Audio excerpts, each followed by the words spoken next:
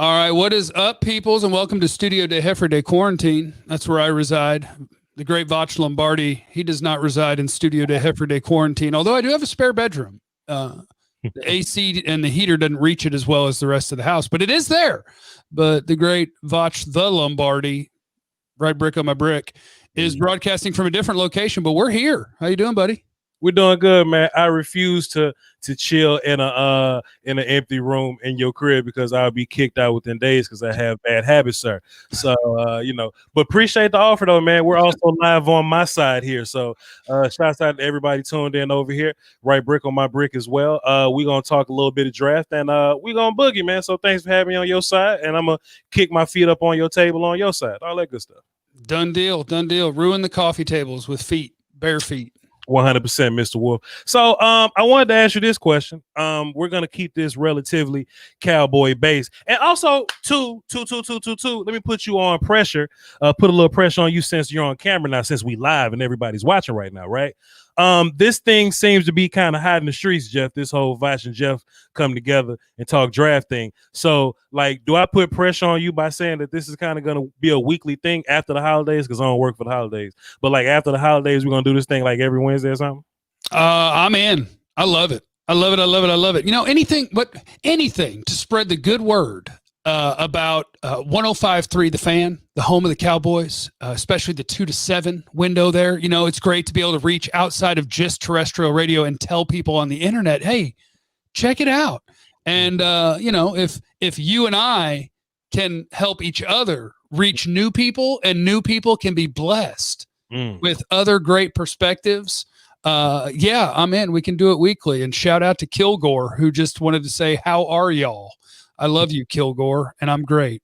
Shouts out to you, Kilgore. That sounds like a character in Killer Instinct. My mind's jogging right now. I don't know. We're going to get into it. But let me ask you a question, Jeff, because I actually thought about this. I was jogging today in 40-degree weather. I thought about this. When we evaluate draft players, what's more important to you, the ceiling or the floor? You're going to find this out, and you're going to get super annoyed with this at some point. I promise you, Voch. I promise you. The answer is always in the middle.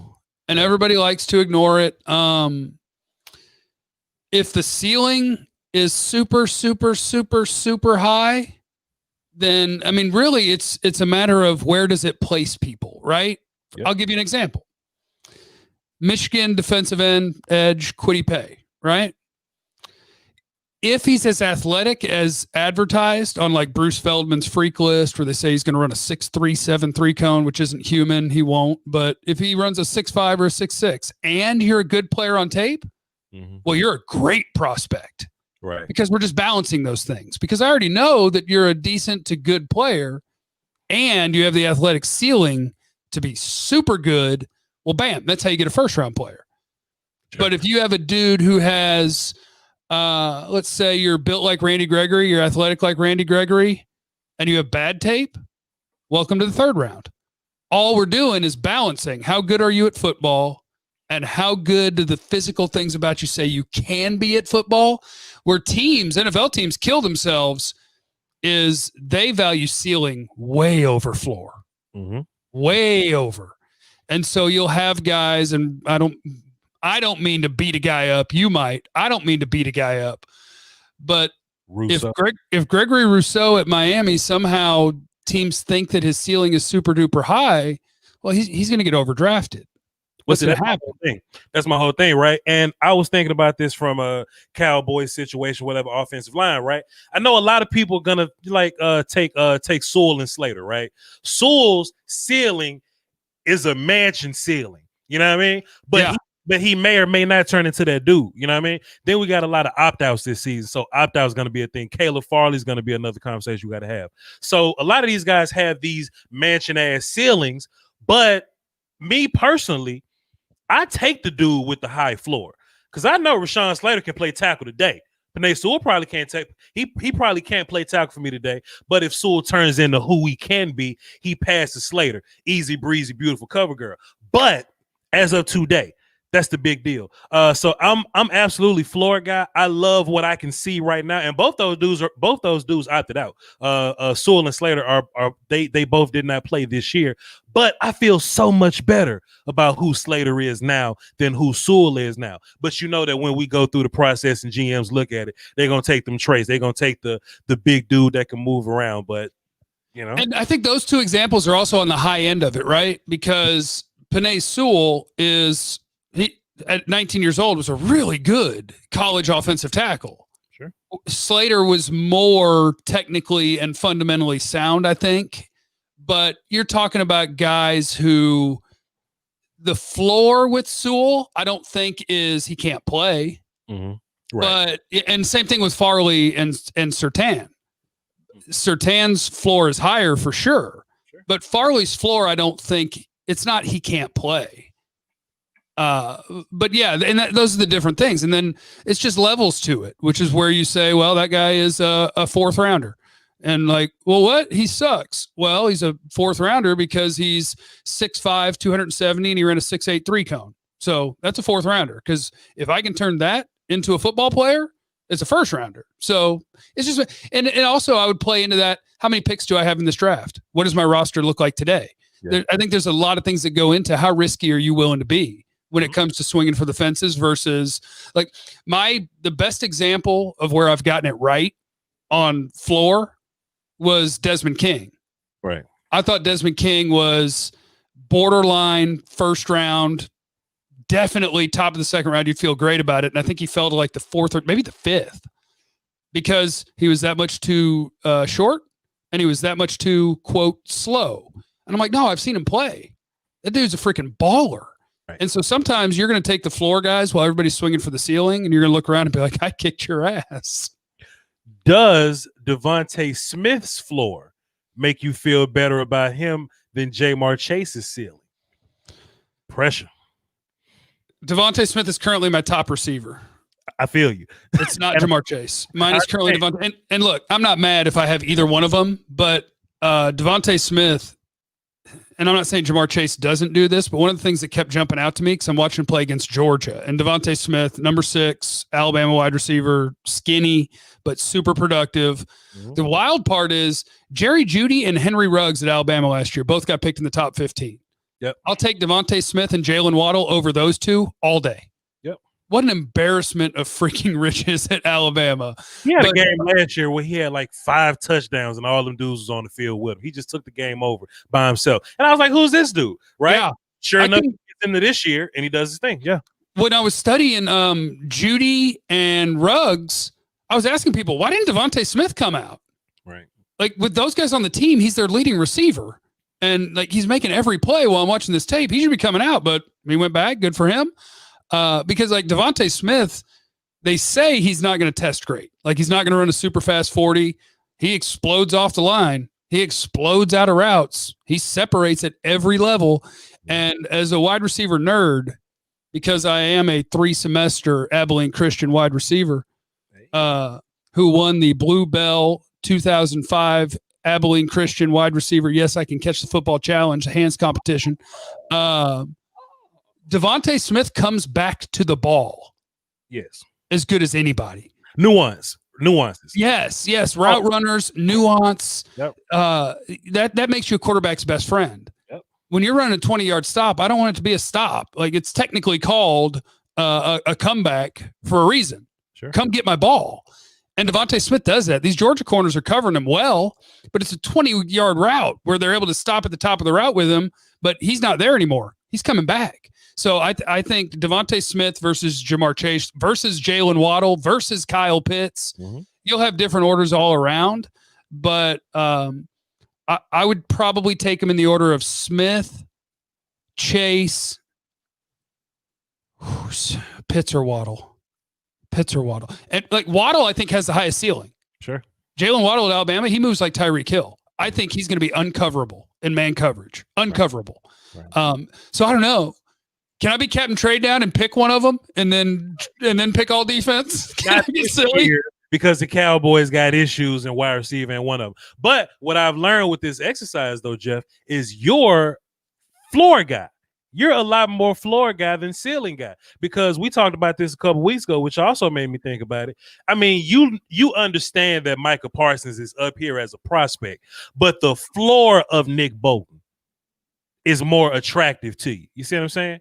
Yeah. I think everybody should kind of just think about this, right? Think about some of these examples. Think about these different groups, whether it be linebacker, corner, wide receiver, offensive line, and think about who you are. Think about if you're a floor guy or if you're a ceiling guy. Most of these teams are ceiling guys because they got high egos and they want to turn somebody into something.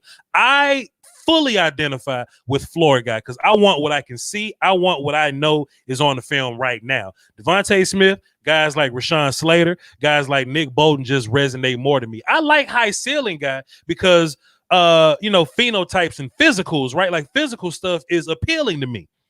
But boy, ain't nothing like seeing it happen on film. Ain't nothing like seeing it come together, you know? Yeah. You feel a lot safer when you're picking a guy that's a great football player than when you're picking a guy that's a great athlete. But the reason people are so intrigued with physical traits is because most of the great NFL players are great athletes. So, there's a balance in there somewhere. But the floor thing, I think that's why I love nose tackles. I love watching defensive tackles. Like I watched the Georgia guy. He's 6'6", 330. Sure. And he will never, unless it's an accident, ever have a sack in the NFL. Right. Ever. Unless it's an accident and they forget to block him or somebody runs into him.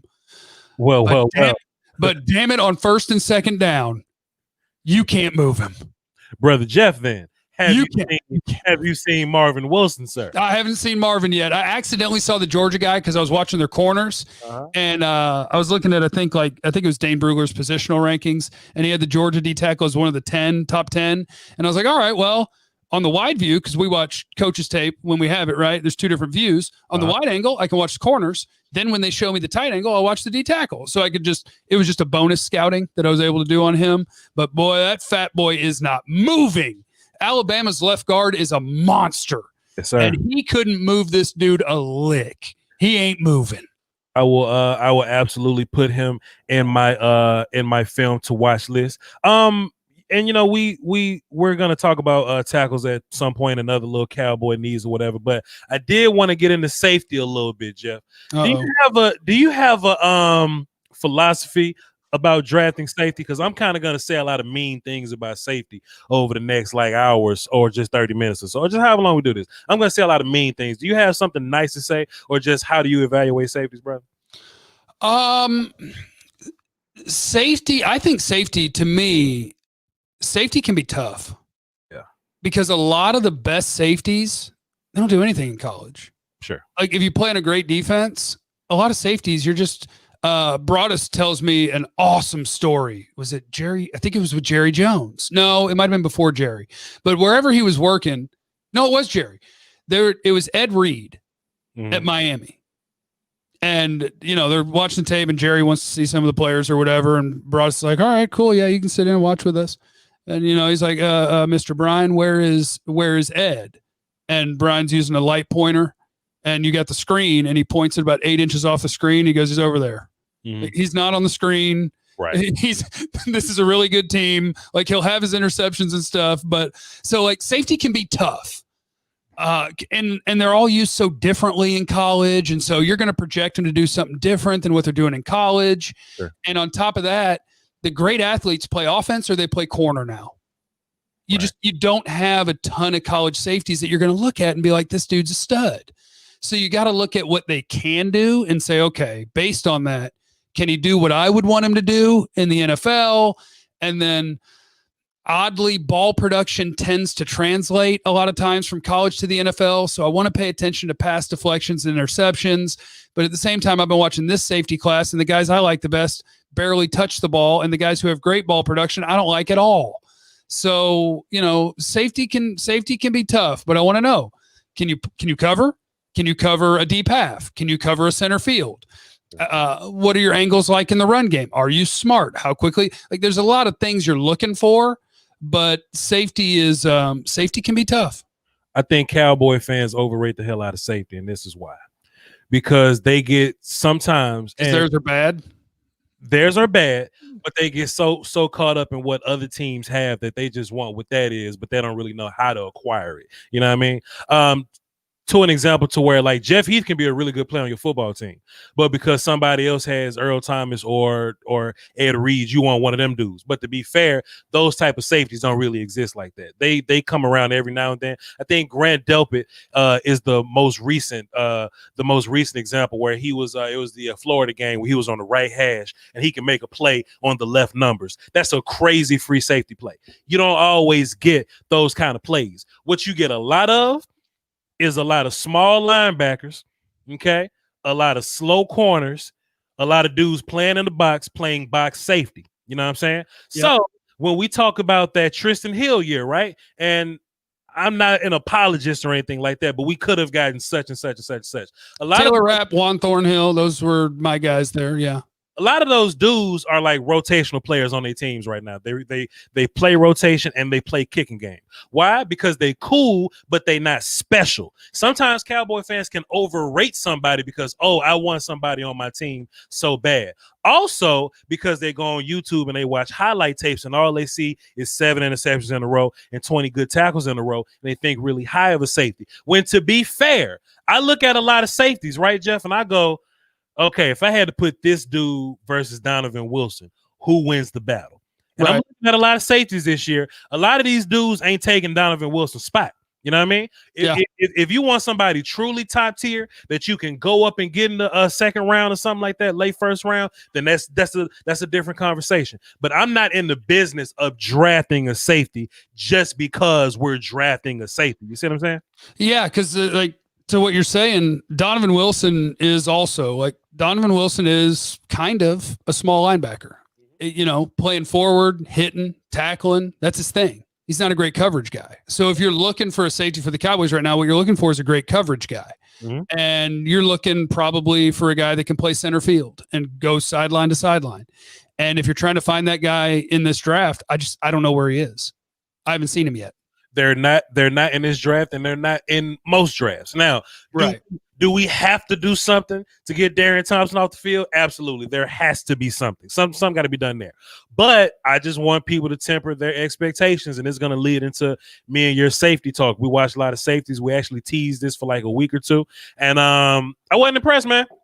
I wasn't impressed. And what I saw is a lot of dudes that play in a lot of places, but they're not that free safety that you're looking for. They're not the dude that can play one high in the middle of the field and make plays on both sides of the field with the high IQ, the high Earl Thomas type stuff that you're looking for. Them dudes don't exist. Now, you got some dudes that tackle in the box. You got some dudes that can play like half safety or whatever. You got some dudes that's, pretty good versus the run. Javon Holland kind of played nickel corner, but it's like he played linebacker at nickel corner, if that makes sense. Because okay, don't worry. You get that a lot. You're going to get that a lot in college when people are talking about corners or safeties. You're going to get a lot of guys who we're going to talk about him as a safety, and then you're going to turn on their college tape and be like, "Wait, he's a nickel corner," and that's it. It happens a lot. Let's go down the list, man. So, or just down my list, and we'll just back and forth however we boogie. I didn't get a chance to watch Ardarius Washington because I don't know if he's coming out or not. But if he declares, I'll watch him or whatever, and we'll just cross that road whenever we get there. But as of now, y'all pardon me, it is December. I'm not good with names. When I get to like April, I'm gonna have everybody's name right. Hamza Nazirladeen, safety from Florida State. I think I said it right because it flowed well. You're actually starting with my guy. There you go, Jeff. He's my safety one so far. Okay. And I'm putting safety all in one box, free safety, strong safety, whatever. And I'll just talk about it there. Tall, long ass dude. And he's probably a dude that's one of those hybrid-y linebacker cats because he's 6'4", 220. But he moves around really well. He's tall as hell and he's long as hell. I wouldn't call him like a deep free safety dude, but they put him there sometimes. If you need him in a pinch, he can do it. I like him better playing halves. He makes plays as a cover guy. So if he's chasing around tight ends, he can put that length to use. I really like him as a possible tight end buster, kind of in that situation. Yeah. I would love to see what his 40 time looks like. Not a center fielder, pretty good as a blitzer, but like I said, if he's a safety and he's doing linebacker things, then that makes sense that he would be a pretty good blitzer. I saw him in the slot a few times. I saw him at free. I saw him at strong. I'm mostly playing him at strong. If you want if you don't have Isaiah Simmons, right? I'm not saying he's Isaiah Simmons, but if he's a dude that, hey, he can play strong linebacker and back up a little bit and play strong safety and cover tight ends. If you want to use him creatively in that kind of way, then kind of use him in that way. You know what I mean? But I like him. He's my safety number one. What you think about Hamza Nazeer-Ladeen from Florida State? So he was the one that surprised me because I'm going down, the way I figure out who to watch is you look at people's rankings. I'm like, all right, let me see him. And then I'll put him where I think they go. Mm-hmm. And so he was like the 5th or 6th guy that I watched, and I liked him better than all the guys I'd watched before him. Yep.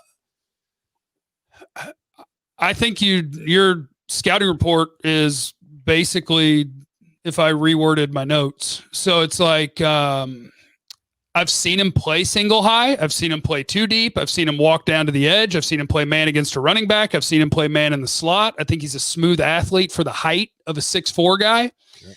Covers ground with those big strides, but I think he also does a really good job of resettling and squaring up, because for a guy that height, it can be easy to miss tackles.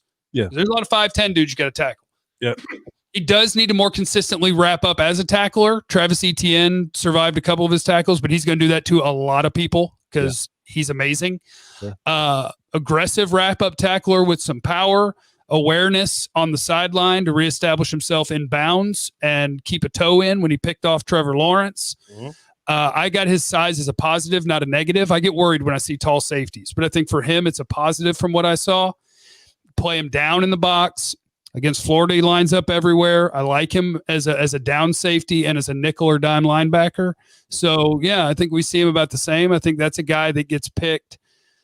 He's coming off of an injury, but, and by the way, I saw his injury on tape, but I didn't plan to. I was watching him 2019 against Florida.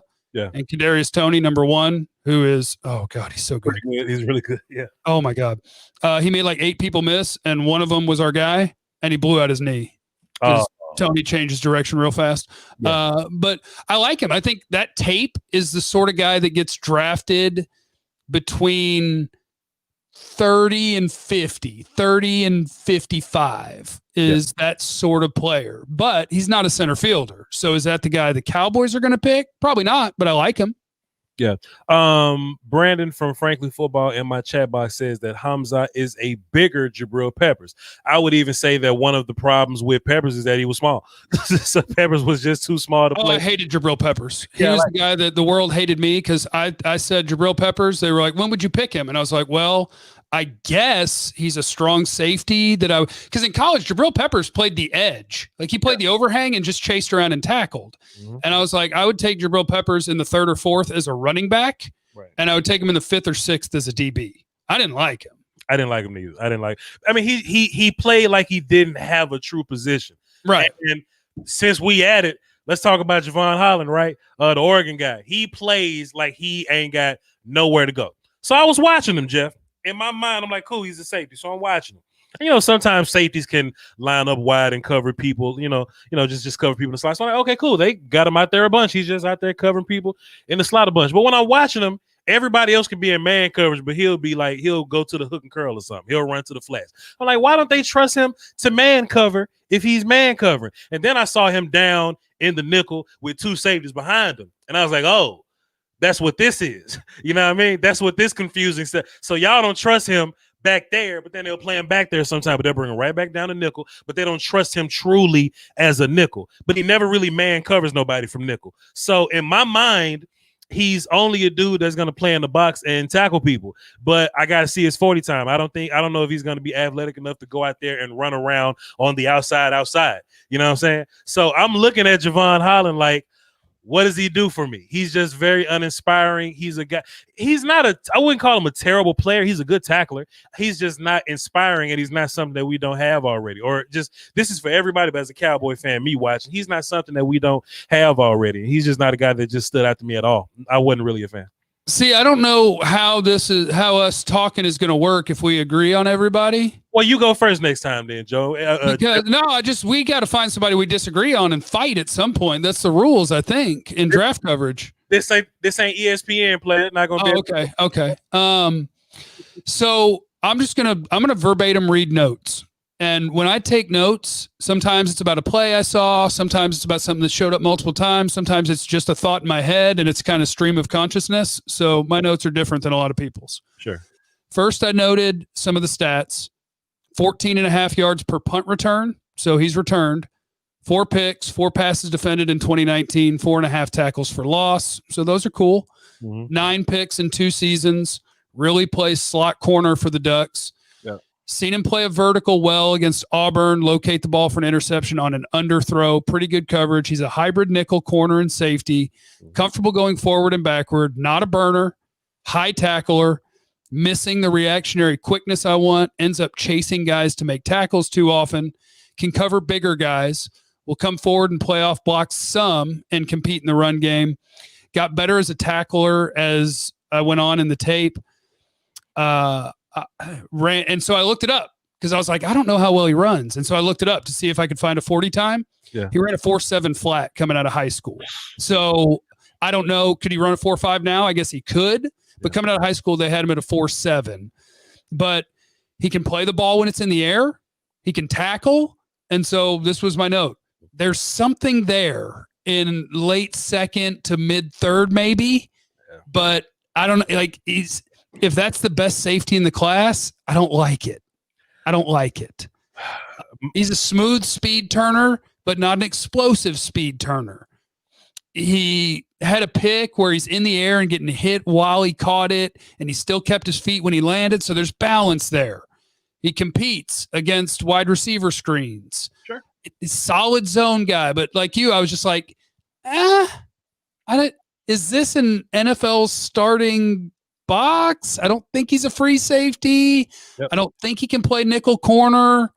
So there's something there, but for me, there's something there if you're on the clock in the middle of the third round. My last line was don't watch highlight tapes, because if you watch the highlight tapes on him, I'm sure you'll just be blown away by him. But I mean, you just can't do it. I think third round's a bit high for him, Jeff. I think teams are going to see him and go, oh, it's a lot of other dudes that can do this. So I'm not going to take him in the third round. I'll either take him on day 3 or I'll take a dude that does things like him in day 3. He just doesn't do anything that stand out to me. Yeah, and I know, can I pick who the next guy is? Sure, go first. Because I'm going to be lower on him than pretty much everybody. Andre Cisco. Sure. Syracuse. I'm going to be lower on him than I think everybody, because I see him ranked as a top 4 or 5 safety in this class by everybody. Mm-hmm. And I guess if you're looking at his reported athleticism of speed, and the ball production's huge. He's got 13 career interceptions, right? That's huge. Mm-hmm. But I'm watching a dude who's a late reactor, who when he's playing deep safety gets run by, and who when he's coming forward will not break down properly, then have to chase a guy and he doesn't catch them. Like, I watched way too many touchdowns that were on Andre Cisco. Yeah. And I don't know. I don't think he's a good tackler. I don't think he's good at diagnosing what's happening. I think he's too late to respond when somebody's threatening his deep half or the deep middle. I see too many bombs completed. I see too many things in front of him where he doesn't make the tackle and he ends up chasing them. I don't know. So like his ball production, and if he tests well, then I would say, okay, if he's there in the 4th, maybe you can turn that into a starting free safety if he really is really athletic and he's got the ball production. But then I did what you were saying not to do. So I was like, let me see all his interceptions. It's incredible. And so I looked up the interceptions, but even 7 or 8 of those were thrown to him or tipped to him. Sure. So, I saw 2 on tape where I was like, okay, he earned that interception. I saw 2 of them on tape. But so Andre Cisco is just going to be a guy where I'm going to watch the world talk about what a good prospect he is. And I'm going to be like, for me, I don't see it. And if I'm wrong, I'm wrong, but I don't see it. Which is why I wanted to make it very clear in the first part of the show. It's a big difference between catching an interception when you at deep middle and you work to the numbers and catch an interception, and I stumbled into an interception. Now, you do have to be in the right place at the right time to stumble into an interception. So I'll give him credit there. But quickly, I want to do this too, because a guy in my chat, Will, he said Pro Football Focus Draft Guide said he was the rangiest safety in the class. So like somebody at Pro Football Focus wrote their like pre-draft article about guys that they like, and Cisco was one of them. Yeah. But as a true freshman, they graded him well. As a sophomore, where he this would be the 2019 season, right? The one that you'd be grading him off of, his most recent full season. Right. He was ranked 436th amongst safeties on their grades. So they were looking at the ball production and I guess the athleticism, and they have a guy who's saying we like him as a prospect. But as a player, they graded him as ass. But that averages out to like the 200-something best safety in the class. Right. I'm not gonna say mean things about PFF. I do that on my show alone all the time, but we got company now with Jeff. So Jeff may have a friend that work at PFF or something, so I ain't gonna go there. But I don't. No, I like PFF for their stats. I like them for weird, nuanced stats. I don't like them. I don't like them for grades. The only time I would use them for grades is if you wanted a very, very general idea of a team that you're not familiar with. Like if you're like, oh, I haven't seen this team play. Let me see, and you'll get an opinion. But I've covered the Cowboys and studied their tape long enough to know that there's been multiple times where for a full season they'll say a guy sucked and he was good. Yeah. Or they'll say a guy played great and he sucked. So I'm not there for their grades. I'm there for their stats. Yeah. First line I have written down on Cisco is double move, LOL, roll on the floor, laugh my ass off. But with those double moves, it's kind of like shooting dice in the bathroom, right? Just it may happen here, it may happen there, coin flip type of deal with him. He doesn't really force his interceptions. Interceptions more so come to him. That's what that means. He wants to tackle but will miss. So I see that as he will pursue the football and miss, or he'll get run over. And I've seen him so I'll usually call that willing. Like he's willing. Yes. I've seen him try to line up kill shots and deliver everything he has. And I've watched multiple guys survive it. And now he's laying on the ground and it was a kill shot and he gave him everything. Yeah. And I'm like, damn, so he doesn't really have oomph either. It just didn't work out for him. Right. But he has a nose for the football. That's kind of like we said earlier. You kind of got to be in the right place at the right time to stumble into it. I don't think he really has the range to be a full-time free safety. So he'll probably be more of a strong for me. But if he's going to be a strong for you and he's not making tackles, then that's going to be another problem that you're going to run into. Well, and they say he's fast. Like they say he's really fast. But I watched dudes catch the ball in front of him and then they commit. He's late to commit and he's got 40 or 50 yards to catch him and he doesn't. So I'm like, is he really fast? I don't know. The very next line is I got to see his 40 time. Cool player. And I also have written sort of quasi versatile. So sort of quasi. This is the safety class.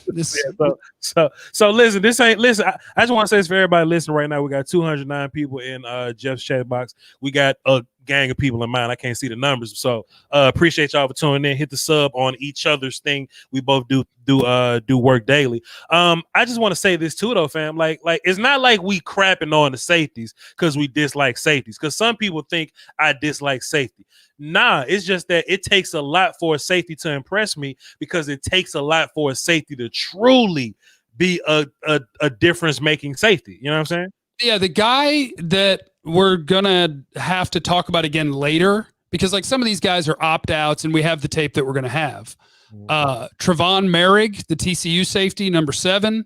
Go first. He's a guy that we're going to have to get the 2020 tape, which I don't have yet. So I've studied 2019.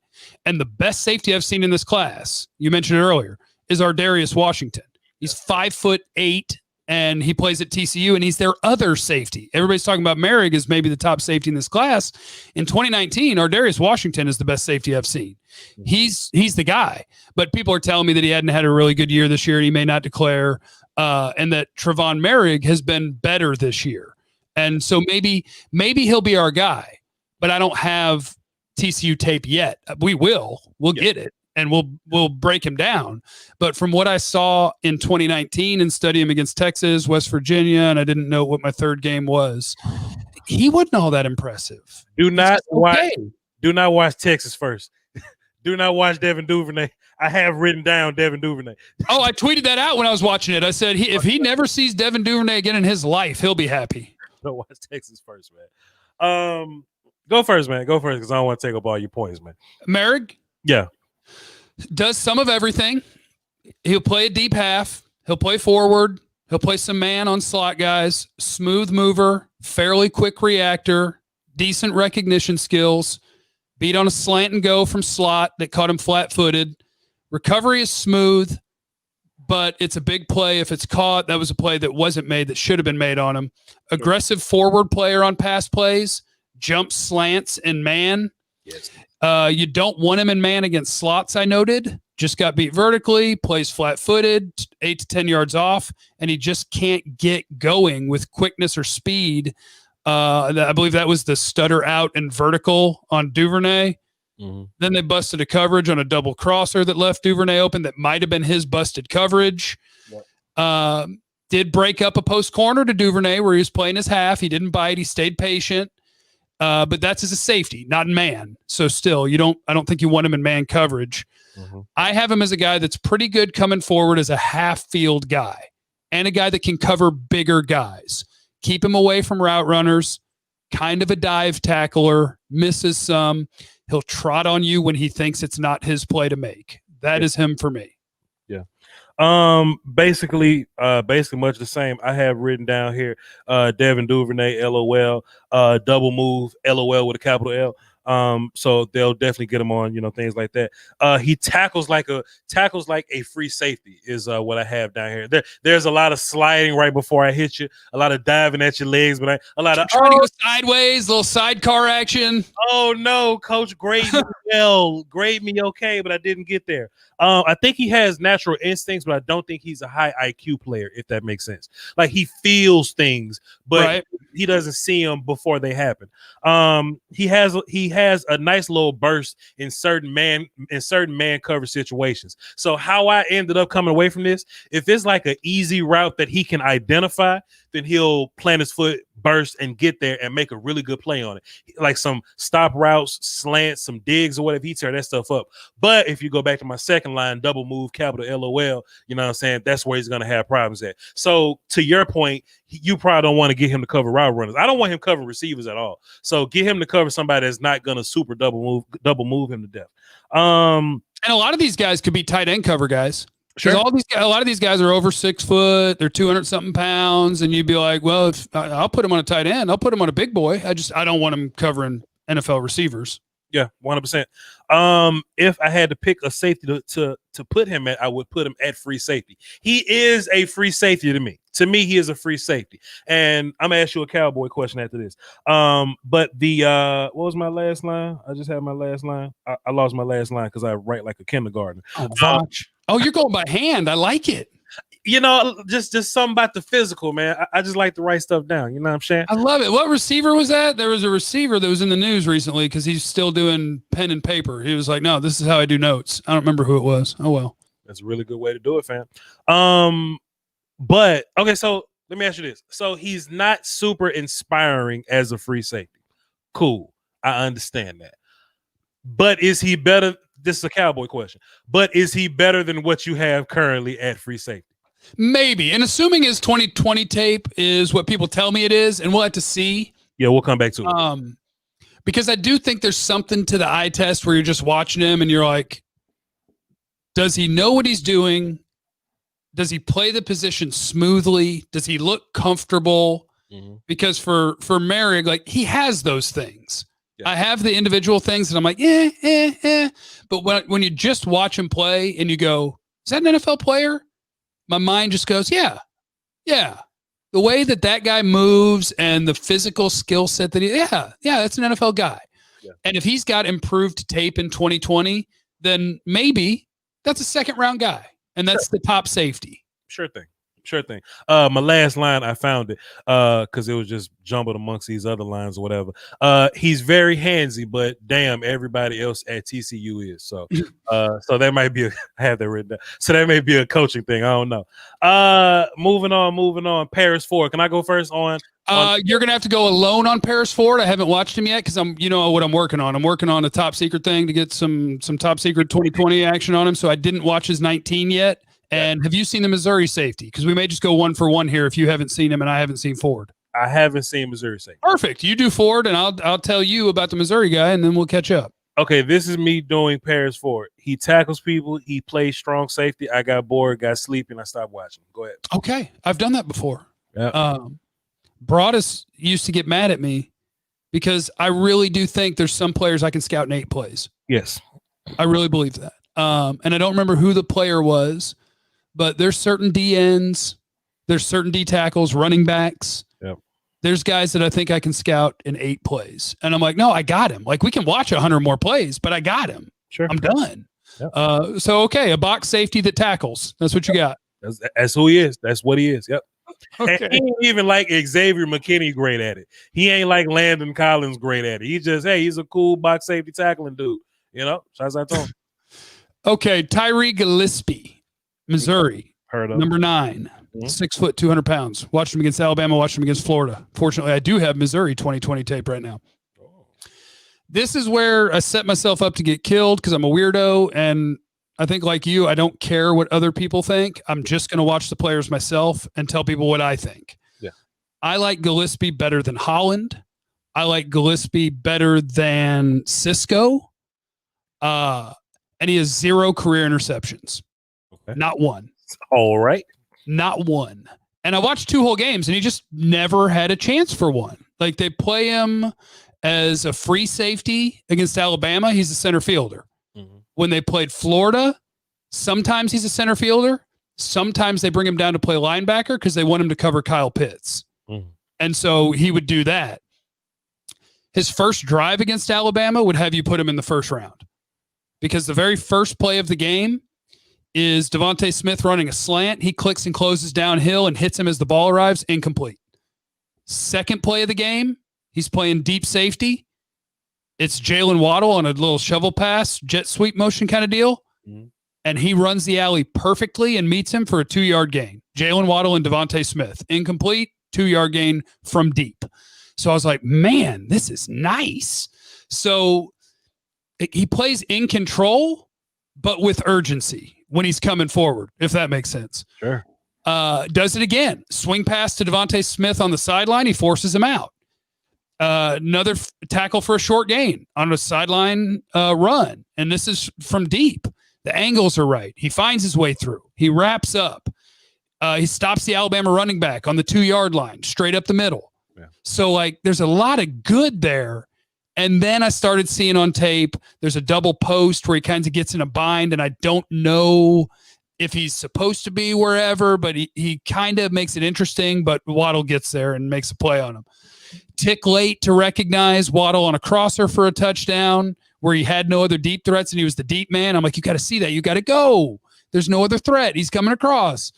But then his man coverage on Kyle Pitts kind of goes back and forth. He breaks up an out route. He gives up an out route. I like him.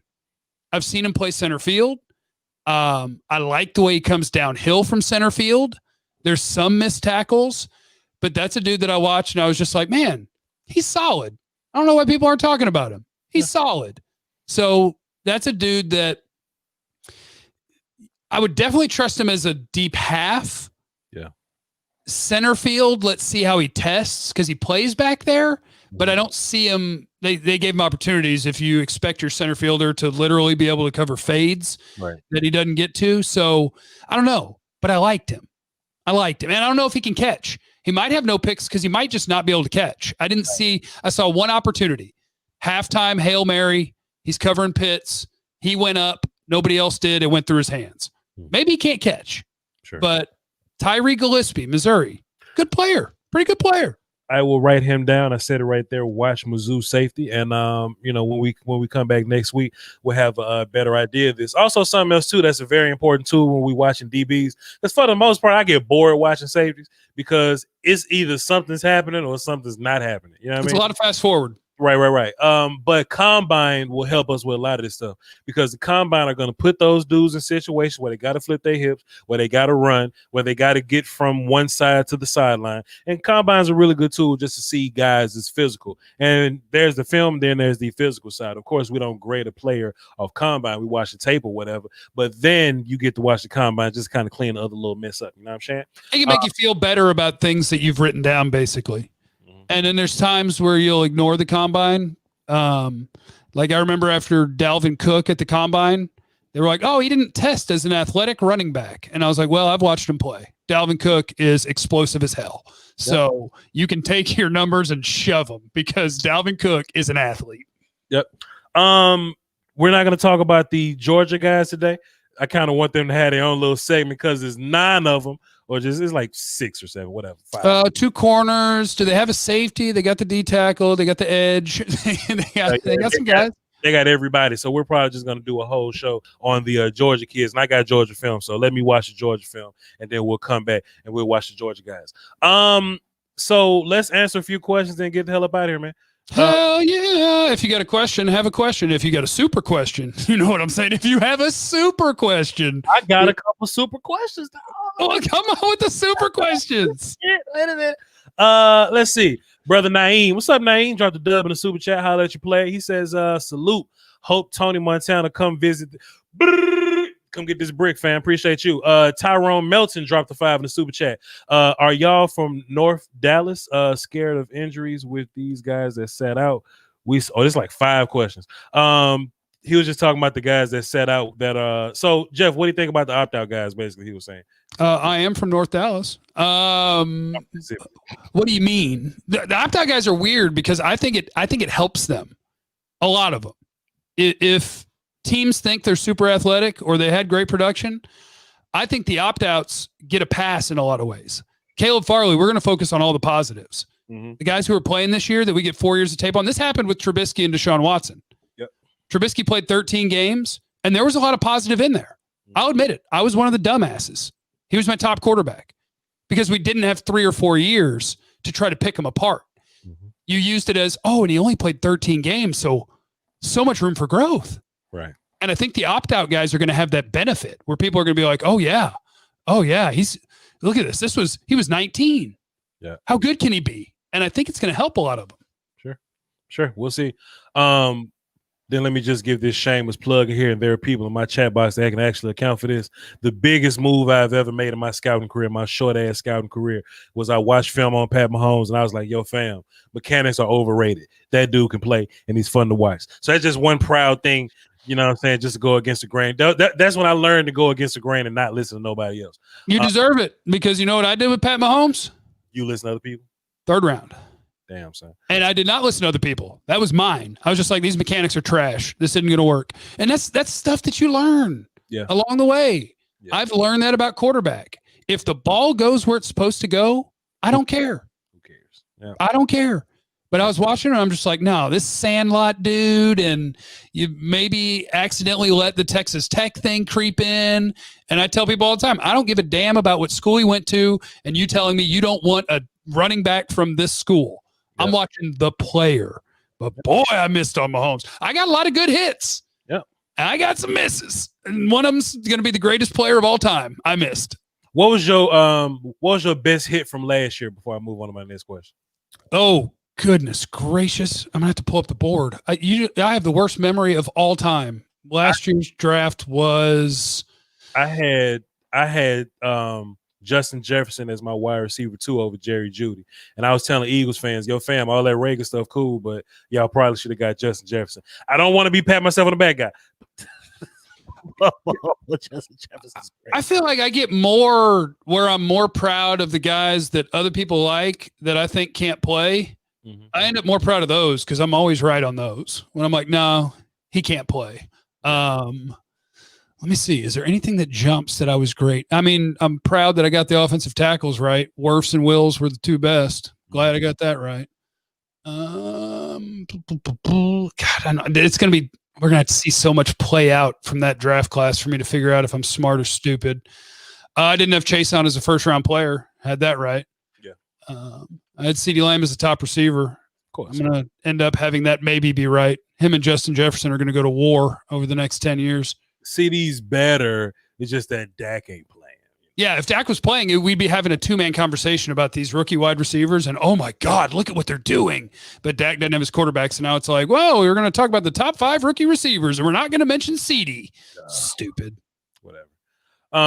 Let's get back into more super questions, and I'm going to move on here. Lamont Dry Five, appreciate you, sir. He says, so Kyle Pitts has as high as the floor as anyone and a ceiling as high as any player. I feel better taking Pitts over Chase. I guess that's Jamar Chase. Short term to long term. That's interesting. Does Pitts have a high floor and a high ceiling? Yeah. But now what you're doing is you're comparing his ceiling and his floor to the guys around him. Like, yeah, Pitts is 6'6", 240 and does some things like a normal sized receiver. Yeah. And then brings that size to the table. So how about this then, right? Watch this then, Jeff. Last year, my boy from Pittsburgh, Claypool, right? Claypool was being looked at as a tight end, but he was just a big receiver at Notre Dame. Like the dude in Pittsburgh ain't the dude at Notre Dame. Those dudes play different, right? But like he went to the combine and he ran like a ridiculous like 4.3 or something, 40 or something. So we saw the athleticism at the combine. We didn't see it on tape, but we saw the receiver stuff on tape, and we saw him whoop ass at the Senior Bowl or whatnot. Do you think Kyle Pitts is going to just end up being a receiver at some point? I'm cheating for the moment because I don't want to try to put the receivers in order. So like I make a board each year and I put him in the first round as a tight end while saying out loud to everybody, don't call him a tight end. He's a receiver. Yeah. I don't know how often he's going to line up in line. You need to grade him against Jamar Chase, Jalen Waddle, Rashad Bateman. Sure. You need to grade him against those guys, not against the other tight ends. And in today's NFL, that's fine. It's offensive weapon. That's what it is. Okay. I think the highest ceiling is Jalen Waddle. I think Jalen Waddle he moves differently than everyone else. Yeah. He's going to be uncoverable in man coverage. But they all got high ceilings. Sure. Devontae Smith's got a super high ceiling. Sure. So, and he might have the highest floor. Smith might. He absolutely has the highest floor to me because he got the technical side already. Yeah. He already got the technical side. I think Chase's floor is pretty safe too because you can't take away what he does well either. Because what he does well is he's sort of DeAndre Hopkins-ish in that he's physically going to find a way off your press. Ball in the air guy. Yeah, and he's physically going to take the ball from you, and you can't take that away from him. Should be fun. I got what is this? Two more. Hold on. Oh, I got Antoine Winfield right. Yeah, I had him as a first rounder last year. Shouts out to Antoine Winfield, short ass. Dave Alexander says, no, hell no. Nah. Appreciate you dropping 5. Shaq 5. He says, I know Marvin Wilson is a 1 tech, but can he play 3 tech, or is it best to just leave him at nose in NFL? Marvin Wilson playing 3 tech is like Greg Rousseau playing 0. Just sometimes college do things like that, just move guys around. Marvin can probably line up in B gap in a pinch, but I'm leaving that dude at nose. Tyrone dropped 5 and says he wanted to come back and say just concerned about Thea's health and being in college shape. What? I appreciate you for the 5, Tyrone. Yes, sir. And Casa de Finch dropped 5 in the super chat as well. I appreciate all y'all's contribution to the channel and all that. People really like you. Hey, man, I got good people, man. And listen, I don't have typical like football watchers because for the most part, people don't know football. But I got a good community of film watching, rational people that watch my show. So shouts out to them, man. Nice. Shouts out to them. But hey, listen, y'all, this was a great show. If you're on my side, he's Jeff Cavanaugh on YouTube, JC1053 on Twitter and all that. For people on his side, I'm Voch Lombardi on all platforms, VOCHLOMBARDI. And I do this all the time when I have live streams. I drop little surprises here and there. I worked on this Marvin Wilson film session today, and I just hit the publish button. If you're a part of the notification gang, you'll have his link and all that, but some of y'all slipping, you know what I'm saying? So, hey, go over there and let's watch this Marvin Wilson film session. I'm about to post it in my chat box. And if y'all on Jeff's side, just come find Voch Lombardi and it'll be up so y'all can come watch it at your leisure or whatever. So Jeff, you got some plugs before you boogie out? I have nothing to plug other than to make sure you're locked into 105.3 The Fan tomorrow from 2 to 7. You know, G-Bag Nation, home of the Cowboys. And I love everybody.